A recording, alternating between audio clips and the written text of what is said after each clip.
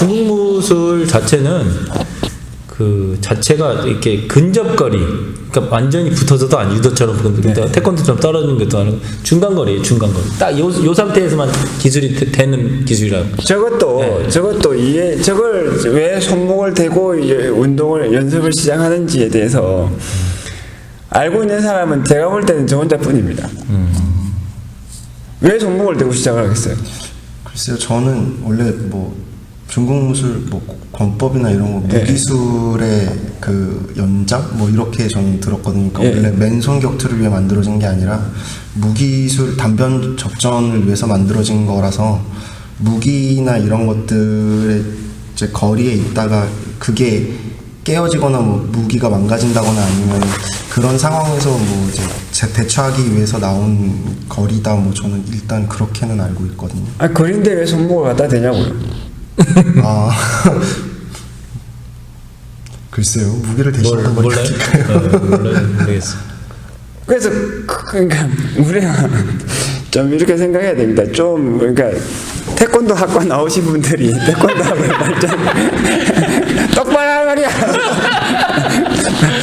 정동철 교수님처럼 저렇게 뭔가 결론을 하나씩 내고 잠정적으로 내가 잘 모르는 거지만 현재는 이렇다. 잘 모르는 것에 대해서 유보는 하더라도 그거 이렇게 어느 정도 정리를 해 나가셔야지. 그렇지 않고 그냥 이렇게 배웠으니까 이렇게 하는가 보다 하면은 그게 좀 모자라는 사람들. 제가 볼 때는 손목을 갖다 대가지고 싸우는 장면 순간적으로 나타날 수 있어요. 순간적으로 가까운 거리에서 손목을 왜냐하면 상대방이 나를 잡으려고 하거나 하면 이러지 맙시다 하면 손목을 턱 갖다 대는 그렇죠. 순간적으로 나타날 수 있는데 그 다음에 생각해봐야 되는 건 이겁니다. 손목을 갖다 대가지고 있을 때 왜 손목을 대고 있지? 잠시라도 떼지 않는 이유는 뭐고 왜 또 손목을 댔을 때 제일 먼저 하기 좋은 건 뭔 것 같아요? 손목을 잡는. 손목을 잡아야지 원래. 근데 왜 안 잡고 있지? 안 잡고 손목을 대고 일단 예를 들면 순간적이라고 하면 뭐 한 1초 2초만 돼도 길지 않습니까? 거기에서 심리적으로 1초 2초라도 손목을 대고 싸울까 말까 고민할 때 뭐 긴장 상태가 약간 교착을 할 때 손목을 대고 잡지도 않고 떼지도 않고 있는 이유, 그것은 뭐냐면 각자 싸우려고 하는 사람한테 그게 가장 순간적으로라도 최선의 조건이기 때문에 그래요. 최선의 조건이요? 그러니까 내가 공격이나 방어하기 좋기 때문에 손목을 대고 있는 거라는 거죠. 근데 누가 그렇게 실전에서 누가 손목 대고 싸우나? 예를 들면 어디 이제 모래시계를 보면 모래시계 드라마가 액션이 좀 좋아요. 실제로 싸울 줄 아는 사람이 와서 액션을 한 것 같아요. 모래시계 옛날 드라마지만. 근데 거기에 보면 어떤 게 있냐면 12편인가 뒤에 가가지고 이제 어떤 현관에 누가 딱 들어오는데 보디가드 이게 물 조폭들이죠. 두 명이 딱 나가서 이제 왜 오셨습니까? 딱 한다고. 그러니까 한 사람이 이제 이렇게 딱 되려고 하고 오케이 이게 딱 되려고 하는데 오케이 되려고 해보세요. 살짝 이렇게 딱 갖다 댄다고요.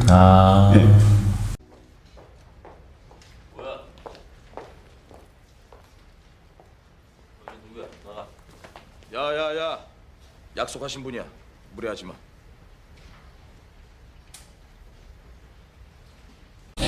이 장면이 나와요. 그런 장면처럼 교착 상태가 있긴 있습니다. 그렇지. 많지는 않지만. 근데 그러면 다시 이 상태면 이 상태에서 잡을 수도 있고 안 잡을 수도 있지만 잡지 않는 이유도 있고 의도적으로 이제 싸움을 안 하려고 안 잡는 경우도 있지만. 그렇죠. 싸움 안 할 거면 됐다가 떼면 되는데 안 떼고 있는 이유도 있어요. 그 기본적으로 어떠냐면 이거는 좀 무술을 하는 사람들 아무도 모르는 것을 비밀인데 손을 대고 있는 이유는 상대방의 움직임을 탐지하기 위해서입니다. 그렇죠. 느낌이 오죠. 예, 지난번에 우리 저 얼굴 맞기에서 이제 요거에서 하듯이 몸이 나가 있으면은 상대방 움직임을 시작을 알 때 눈보다 빨라요. 해보면 알죠. 해보면 예, 눈을 보고 상대방의 주먹이 날아오는 걸 반응을 해서 피하는 것보다는 상대방의 몸에 손을 대고 있다가 상대방이 움직이기 시작할 때 반응하기가 훨씬 빠릅니다. 내 반응이 빨라요. 예. 근데 그럼 잡지 않는 이유는 뭐냐? 잡으면 내가 불리하기 때문이죠. 왜 불리하냐? 그거를 알아야지 원래는 그 기술로 들어갑니다. 잡으면은 합기도 기술이 들어가요. 그 꺾기가 들어가죠. 예. 그러니까 잡힌 사람이 유리하다고요. 그러니까 잡으면 어떻게 되냐면 잡자마자 기술이 들어가면 잡은 사람이 유리해요. 그러니까 잡자마자 들어가야 되고 잡은 상태에서 상대방이 나한테 내가 나를 상대방이 먼저 잡고 있는 상태에서 머뭇머뭇하면은 내가 상대방을 잡고 서기가 더 유리한 면이 있습니다. 합기도 기술은 좀 합기도 시합할 때 잡지 말라고 그러거든. 잡으면은 바로 꺾여 들어와 버리니까 잡지 말라고 그렇게 얘기를 해요. 그래서 그 정도를 알고 이런 상태에서 요런 조건 하에서만 그 상태가 나타나고 이 상태가 나타난다는 건 상대방도 그걸 다 알고 있다는 이야기라고요.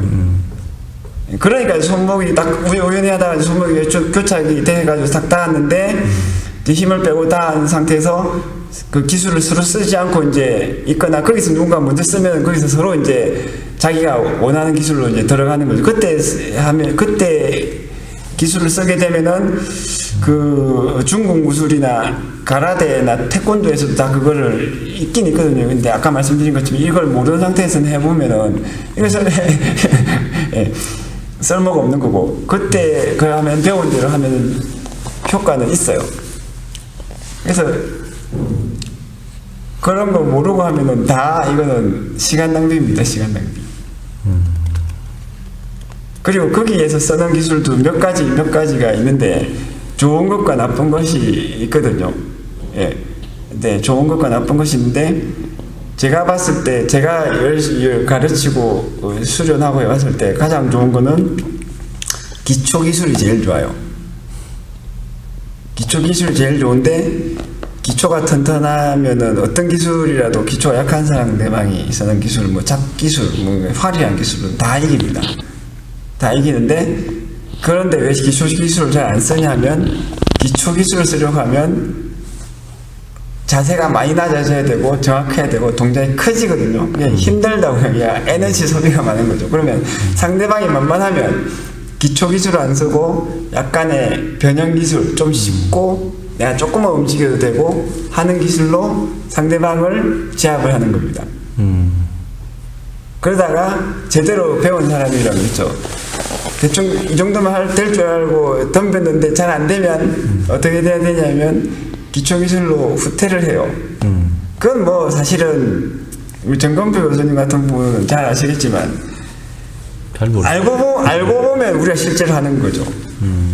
그 경기 뛰는 선수들이 저는 만만하다 해가지고 뒤 돌개차기나 뭐 아니면 뭐 나래차기나 하려고 했는데 해보니까 얘가 빠르네 이래 되면 어떻게 되냐면 그 다음에 바로 자세 낮아지죠. 자세 딱 낮아지면서 다리 탁 넓히면서 그러면 이제 가장 안전하고 확실한 짧고 돌려차기 위주로 받아차기 위주로 그게 다 되는 거거든요. 그게 모든 부분에서 그럴 수밖에 없습니다.